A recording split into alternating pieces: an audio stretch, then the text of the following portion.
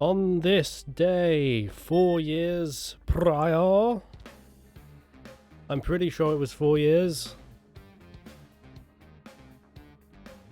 Relatively sure it was 4 years. Though the world did change very moderately for approximately one person forever, temporarily, kind of once or twice a week. This is to say that 4 years ago, I started being a little cartoon man in the corner. I think I saved the date because I keep journals, you see, and I noted down when I started doing this, when I was kind of 1 month into streaming Flight Sim, if any long-time viewers remember that.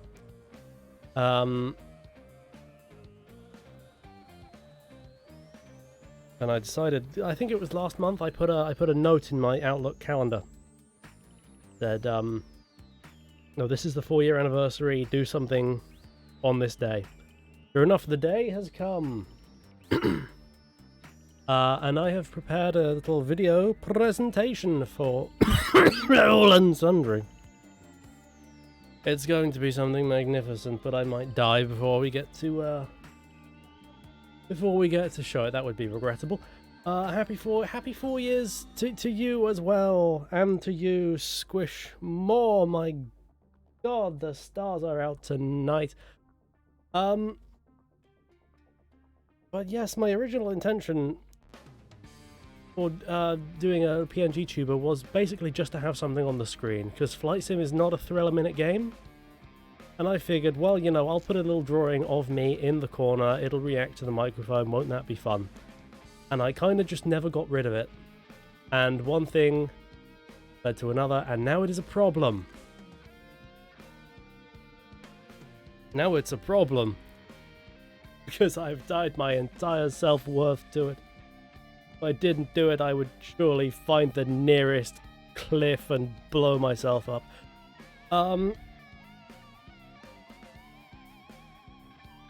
But yes, it's also worth noting, this, even though it is the 4-year anniversary of me being the little man in the corner, it is not the 4-year anniversary of me streaming. That's actually been going on much longer. I think 7-ish years, a little longer. But I kind of consider, like, when I started doing Flight Sim and started the whole PNG tubing thing, I kind of consider that like the new beginning. That's like volume 2 of this manga that seems to be going on a bit, frankly. But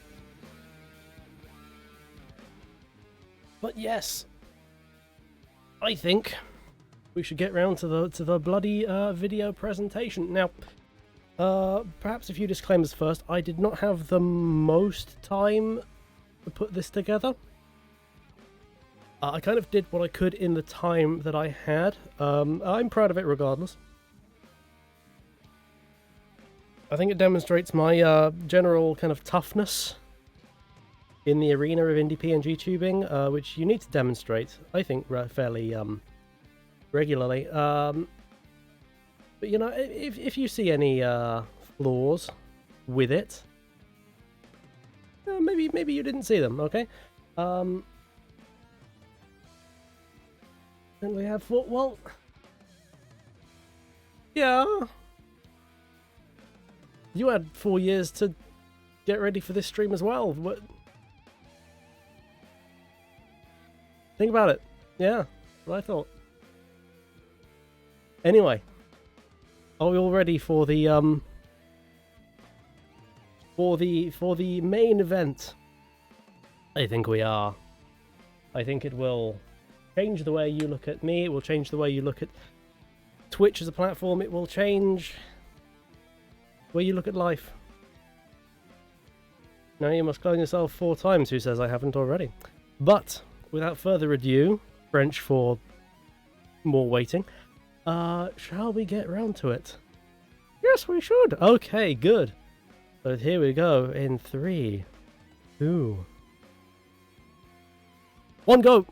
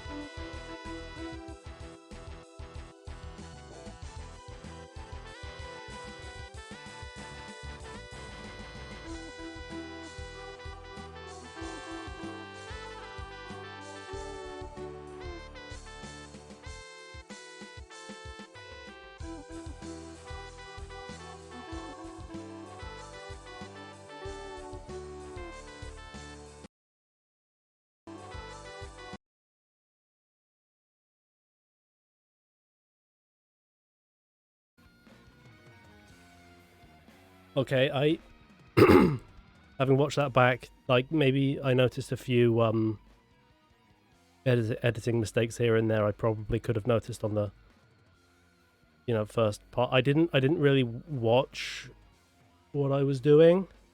I didn't really have time to like look at the screen because the deadline was quite tight. So I just kind of had to make do with what I had in the space I had. But nevertheless, I think that video kind of got the message across. Namely, it has been 4 years, and I have kind of an edge and a bite and the message of the piece was that I'm kind of strong enough and tough enough to make it in the world of online content creation.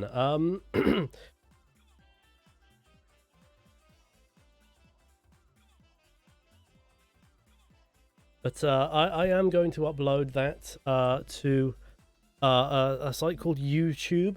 I don't know if you've heard of it, but I'm going to put it there. I think it'll get good views, upwards of probably 6, 7. Well, let's not get greedy, but sky is the limit. But yes, how did you like the video? If you had to give it a rating out of kind of 6, I'm interested in what that would be.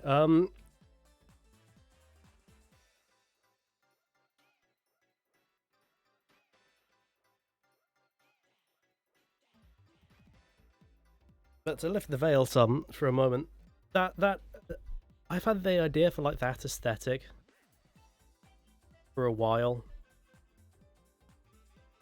Because Mary, he bloody did and all.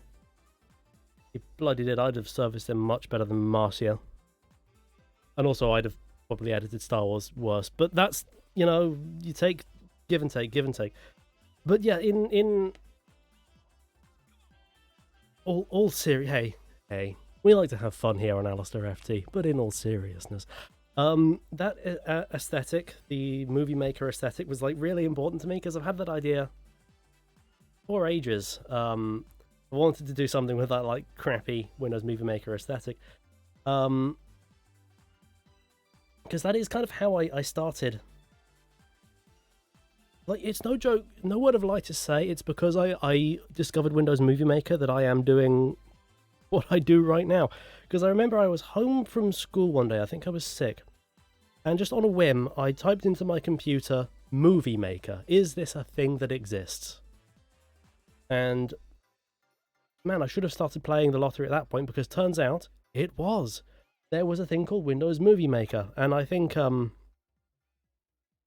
first thing I just made like a picture I had on my computer, just cycled through the colors, and I had a rack behind it and did credits, and like that was it. I remember all my parents, both my parents and my brother, they all seemed like, and this is the recollection of like a 9-year-old, they seemed like genuinely impressed.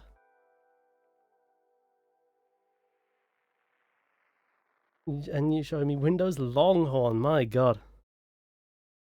My god. Very important to my brother that he put that on my computer for some reason. I don't remember why. But, oh god, Windows Longhorn, that was just Windows XP with like a new skin, basically. And it was like well before it was ever called Vista. But yeah, and as every teenage boy did, I made mistakes and put them on the internet using Windows Movie Maker. None of those videos exist anymore, that's a good thing. Now I put different mistakes online. And you know what, I remember the moment... This is going to be the rest of the stream, by the way, folks. It's just me vaguely muddling my way through even vaguer recollections of childhood. if you want to tune out now, it's for the best. But I remember I was making a YouTube poop before I was 15 or maybe 14, and I was into those things at the time. These days you couldn't pay me to watch one, but and I remember I wanted to do like a parody song, and Windows Movie Maker didn't let you like layer sound. So I took the next natural step every growing boy makes. I pirated, what's it called? Sony Vegas. And you know, I made that parody song, I posted it, and that too is deleted from the internet, and that's a good thing. Used Gary's mod, don't you know? Do you remember Gary's mod, kids? Ping pong said, yep, no, that sounds, yeah, I that's something I did. Seemed like a good idea when I was 10. I couldn't rightly tell you why, but I did that. You know, it's just something some people have. They can look at like clips or videos or drawings or whatever they made when they were 10 or 9, whatever, and they can go, ha ha ha, how cringy. And I really envy that, because whenever I look at things, happen across things I made or did or said when I was 10, I feel like I'm going to be on the verge of a panic attack. I can talk about them fine, but like actually being confronted with them, it's like I break out in a sweat. It's a living nightmare. Yeah, after I did Sony Vegas for many years, great piece of software, by the way. I think it still is to this day, but I haven't used it in like 15 years. I went to university and I got a discount on the Adobe Cloud and moved to Premiere. And Premiere is very good. I like Premiere. It's good. I don't recommend it because it's Adobe, but it's good. But here's the thing. The moment you leave university, the goddamn month you leave university, Adobe get on your ass and they upgrade you to the full price for the suite. And I still paid it. I still use Vegas. Hell yeah. Vegas, great piece of software. I like Vegas. It's good and things. But what was I saying? Oh yeah, Adobe, they charge you the full price the moment you leave university. You know, because Adobe, they're really starving. They can't afford to take one for the team. But I put up with it for many years because, you know, Premiere is a good piece of software. Actually, some of my early YouTube videos that are still on my channel now, I did with Premiere, I remember. But I think it was when the pandemic hit. I don't know what it was Adobe did, because Adobe are always doing something, right? And so I you know what, I'm done with Adobe. And I unsubscribed. And I changed. I think I had already played around with it, but I switched over fully to DaVinci Resolve, which is where we find ourselves today. And DaVinci Resolve is a goddamn wonderful piece of software. Like, they're not paying me. They fucking should, but they're not. But I love Adobe. Not Adobe. No, I fucking hate Adobe. DaVinci Resolve. Fantastic piece of software. Like, legitimately, it does everything. Holy fuck, you can't say that on the internet. Good God, man. Whoa. I got a venom tongue on this one. Whoa. Hey, Twitch, I'm not associated with this one. My God. Whoa. Wow. Whoa. But, yeah, DaVinci Resolve, it, like, does everything Premiere does. It's got like its own built-in version of After Effects, its own built-in version of the audio thing Adobe had. It's so easy to switch over to from Premiere. All you have to learn is like the new keyboard shortcuts, and I think there's a profile on DaVinci Resolve that will just like use the Premiere layout, which is fabulous. But yeah, And so I got to today, and I figured, no, let's go right back. Let's go right back. Let's do it. And the I could show you actually. Oh, that'll probably take time. Do I have time? Yes, I have lots of time. I'm fucking streaming. I have nothing but time. I'm a fucking loser. No, but the way I did the sliding effects, that's actually like 3 layers of text. And like the main one and the 2 that slide in the opposite directions at different levels of opacity. I was thinking of like replicating more Movie Maker effects, but I decided I think it adds to the gag if it's just one kind of title, you know? Because like, it tells the story of someone that really doesn't know what they're doing with the software. And as for the... First of all, the picture of me as a 6-year-old. I don't know why that's on my computer. I have a folder named Family Pictures. And there's, like... That's the oldest picture of me. Just a cool picture from when I was 6. And for some reason, a picture of Prince Gisor that my brother has and bought like 15 years ago. But if I may toot my horn, this whole what am I saying? If I may toot my horn, this whole damn stream is a exercise in tooting my own horn. One gag I'm really happy with, I think is really funny, is that none of the transitions work properly. Is that, like, it doesn't transition between one image and the next. It transitions into blackness and then it cuts to the next image.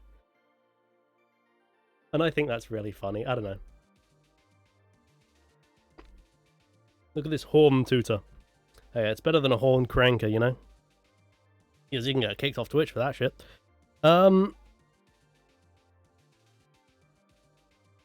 He's mastered editing.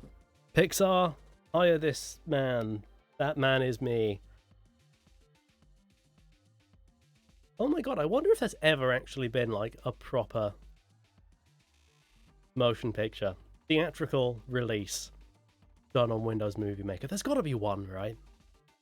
There's got to be one. I know it didn't have the most sophisticated export settings, but there's got to be one, right?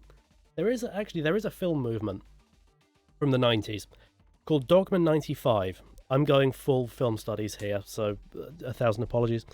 It's called Dogma 95, and the idea is that it was made by some pretentious, arty Danish wankers. And the idea was that it was meant to bring a level of, like, purity back to filmmaking.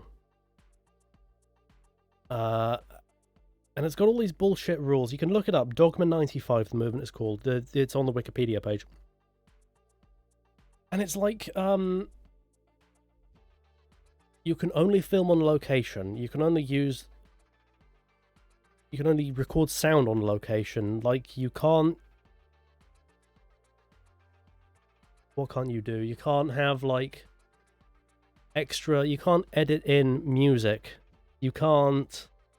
Every prop you use has to be found on the location. And it's just all these things. Basically, I once heard someone describe it as Dogma 95 is like making a film looking like you just woke up. And having watched The Idiot, which is a Dogma 95 film directed by Lars von Trier, watched it in film studies back in sixth form. Yeah, that describes it to a T. I don't know that I recommend it. I think the whole movement is really dumb, to be honest. But, you know, all these advancements in, like, filmmaking we've had in, like, the last century, throw them the fuck away. How about no? How about I'm good? Like... But, anyway, my point is, my very long rambling point is, I think if someone was making a Dogma 95 film now, and you managed to access a computer with Windows Movie Maker, that'd be like the perfect way to edit the film. Because, like, if Movie Maker were any less advanced, it would be Steam-powered. So I think, hey, if you're a pretentious art house fuck, you're thinking, I can make a Dogma 95 film, use Movie Maker. Actually, Zero Punctuation used Movie Maker for its entire run. I know that. Maybe it switched to whatever the modern replacement is. What is it called? I used it yesterday. Snapture or something. I don't know. But it's basically the same thing, but nowhere near as good. It doesn't offer the same warmth and purity of vision.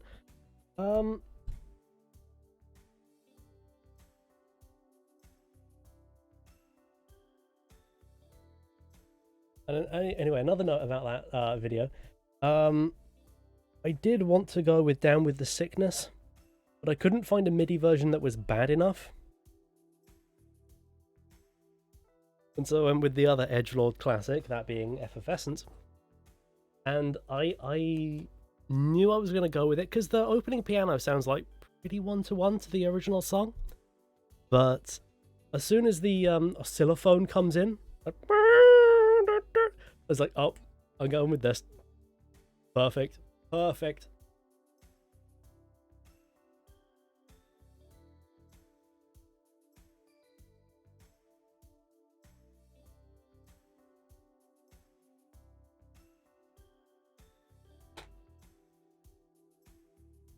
Oh, no, but yes, indeed. I'm gonna get it. I'm gonna play around for a moment. Let me add what? Add. First of all, help with fucking open DaVinci Resolve, wouldn't it? DaVinci Resolve. There we go.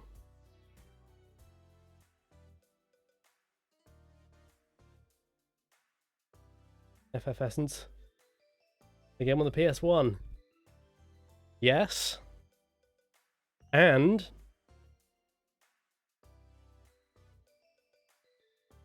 you're correct. Oh, that was good improv. Anyway, let's go. Do I want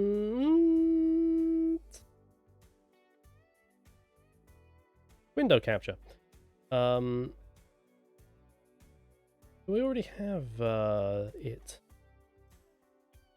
Ooh, add. Oh my god, it lives and breathes. Can I just get it to... This is like the worst possible setup for doing this. Everyone, don't panic. We're switching setups. Get rid of you. Get the fuck out of my face. There we go. Drawing. New. There we go. Draw cam. Add. Window capture.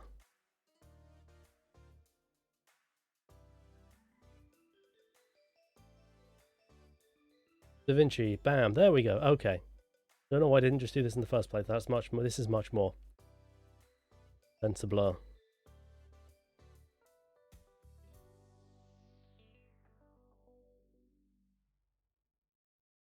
There we go. How do I make the computer work? Oh, that'll do. Yeah, but now the 4x3. I'm going to talk about some very technical editing shit here. He's mastered comedy. Hey, what can I say? They don't call me... The F stands for funny. The T stands for comma terrifically. Alistair funny terrifically. That's what they call me in the Comedy Factory. Never mind the things I said there. Now,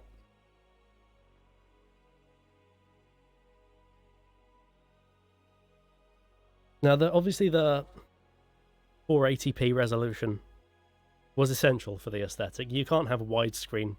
I don't think... Could Movie Maker even do widescreen resolutions? I don't know. I think maybe later versions could, but not the earlier ones that I would have been using. But yeah, with DaVinci you can just set the resolution, and obviously it had to be 640 by 480. I did consider going even lower, but then I thought, I don't know why I didn't go with 360, but I didn't. Damn it, I didn't do it.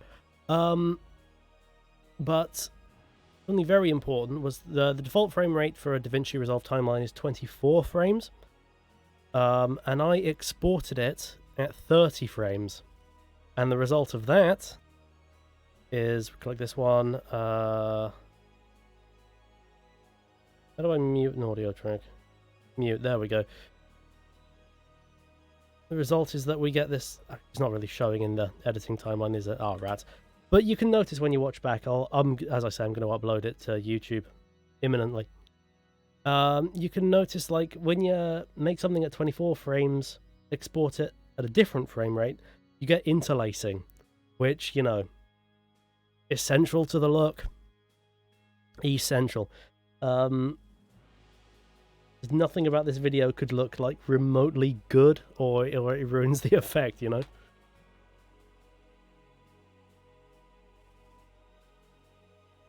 And also, like, DaVinci in the export just has a setting for output quality, and you just click low, and then you get all sorts of artifacting on the screen as well.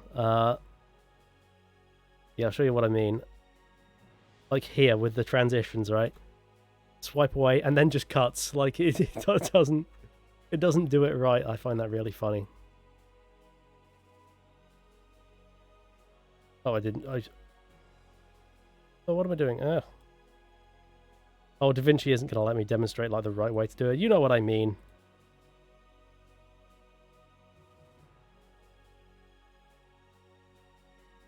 Oh, fuck everything. God, even when I'm trying to do it right, DaVinci won't let me. That just shows DaVinci is in on the gag, and that's why we love it. Now, oh yeah, that kind of happened by accident, actually, and I decided, oh no, that's essential. Like, that has to be there. That has to be there. I just, like, imported the wrong picture, deleted it, that appeared on the timeline.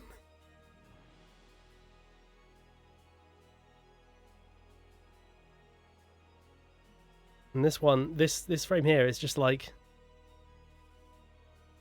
in quotations, don't get it twisted. What? Why is that there? I think that, to me, like, tells the story of, like, someone just, like, found that kind of twisting effect, and they just said, oh, that's cool, I'm going to put that in my movie. And, of course, all the typos are essential. There's not a single apostrophe in this whole video. And, Subskirb and Flololo. I shouldn't find all this as amusing as I do, probably. You know, I'm 30, I should be laughing at, like, James Joyce and shit. But here I am, laughing at Windows Movie Maker effects.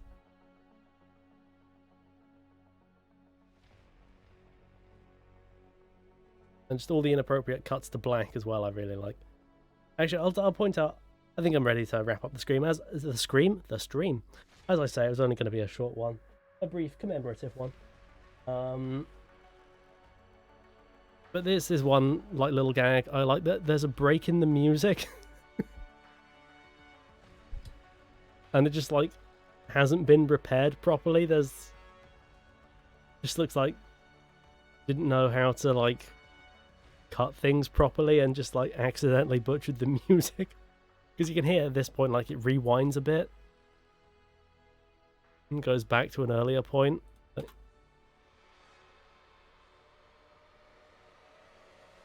Oh, of course, the music isn't going to work. I don't know why. I think editing software is always weird with the sound settings, actually. That's fine. But you know what? I think I'm ready to call it a day here. As I say, it was only ever going to be a short stream, and I've done half hour. I think that's neatly commemorative. Also, it says Comic Governs up the top, I've just realised. That's a lie. That's a lie, I'm not doing comics today. Good God, the bolognese I had for dinner is coming the fuck back at me. Good Jesus, motherfucker. Congratulations on the anniversary. Love you, dude. I love you. Kisses, kisses, kisses. Mwah. But I think we should wrap it up there. Is there anyone live? Usually there's not at this early junction, but we will look nevertheless. We might as well rate Star Prism. We like Star Prism on this stream. What are they doing currently? Pokepark Wii. I presume that next word is Pikachu, but it is cut off, so... Flash Raid. Oh, it'll help if I actually typed in the damn chat. Flash Raid. How do I spell Prism? P-R-I-I-S-M. P-R-I-I-S-M. Bam! There we go. So, I'm going to get the video uploaded to YouTube, where it will no doubt be drowning in millions of views by day's end. Thank you very much for 4 years. Here's